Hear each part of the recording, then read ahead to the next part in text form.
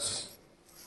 En 2025, le président de la République a bien voulu faire sa commande pour qu'on fasse l'évaluation des réformes passées et qu'on essaie de transformer l'université sénégalaise en mettant sur la table un certain nombre de propositions de réforme.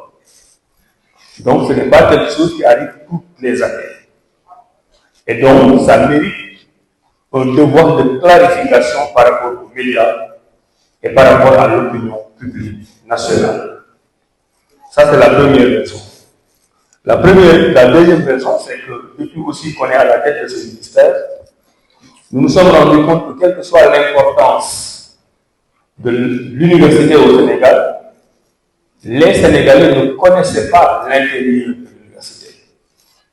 Et je m'en suis rendu compte dernièrement, quand on a eu des débats, notamment à la commission de l'Assemblée nationale, avec toutes les petites crises qu'on a eues récemment, je me suis rendu compte qu'il y avait beaucoup de désinformation. Mais peut-être aussi qu'il y avait beaucoup de manque de communication de la part des autorités. Au point que l'université finalement vivait en vase clos, et les Sénégalais, pour qui l'université existe, ne connaissaient pas le fonctionnement de l'université de l'intérieur. Et puisque nous allons vers des concertations nationales, où beaucoup de questions sensibles liées au fonctionnement de l'université seront abordées, nous nous sommes dit, avant d'aller à ces concertations, on va clarifier les enjeux. Clarifier les enjeux. Donner les informations pertinentes pour que l'opinion publique nationale puisse être au même niveau d'information.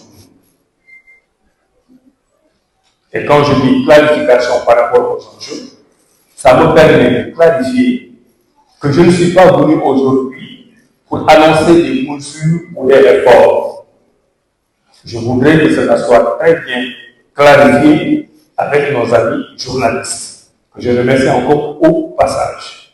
Je ne suis pas venu annoncer des réformes, je ne suis pas venu annoncer des mesures. La raison est simple, on vient de mettre en place un comité, on va mettre en place des commissions techniques, j'y reviendrai, on va parler de concertation, et ce sont les résultats des concertations qui seront les propositions de réforme. Donc moi, je ne présente que des enjeux. Je vais vous parler de plusieurs thématiques. Ces thématiques vont être discutées au niveau des concertations.